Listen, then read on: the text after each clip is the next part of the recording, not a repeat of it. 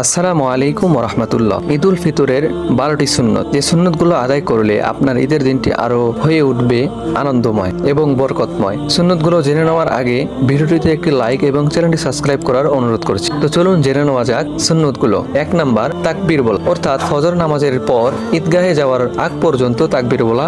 2 number, সকাল সকালে উঠে যাওয়া, হাদিস অনুযায়ী ঈদের দিনে ভোরে উঠে যাওয়া সুন্নত। 3 নাম্বার, গোসল করা, ঈদের নামাজের আগে পাক পবিত্রতার জন্য গোসল করা সুন্নত। 4 নাম্বার, মেসওয়াক করা, দাঁত পরিষ্কার করার জন্য মেসওয়াক করা উত্তম আমল। 5 নাম্বার, সুন্দর ও পরিষ্কার পোশাক পরিধান করা, অর্থাৎ ঈদের দিনে নামাজের জন্য উত্তম পোশাক পরিধান করা সুন্নত। 6 নাম্বার, সুগন্ধি ব্যবহার করা, ঈদের দিনে আতর বা সুগন্ধি ব্যবহার করা ভালো কাজ। 7 নাম্বার, ঈদের নামাজে যাওয়ার আগে খেজুর বা মিষ্টি জাতীয় কিছু খাওয়া সুন্নত। 8 নাম্বার, পায়ে হেঁটে ঈদগাহে যাওয়া, সামর্থ্য থাকলে ঈদের নামাজের জন্য পায়ে হেঁটে যাওয়া উত্তম আমল। 9 নাম্বার, বিভিন্ন রাস্তা দিয়ে ফেরা, অর্থাৎ ঈদগাহে যাওয়ার সময় একটি রাস্তা ব্যবহার করা এবং আসার সময় অন্য রাস্তা ব্যবহার করা সুন্নত। 10 নাম্বার, একান্ত বিনিময় ও খুশির সাথে ঈদের নামাজ আদায় করা, অর্থাৎ ঈদের নামাজ গুরুত্বের সাথে আদায় করা এবং খুতবা মনোযোগ দিয়ে শোনা সুন্নত। 11 নাম্বার, গরিব দুঃখীদের দান সদকা করা, অর্থাৎ ঈদের দিন আনন্দ ভাগাভাগি করতে দান সদকা করা সুন্নত। 12 নাম্বার, পরস্পর ঈদের শুভেচ্ছা বিনিময় করা,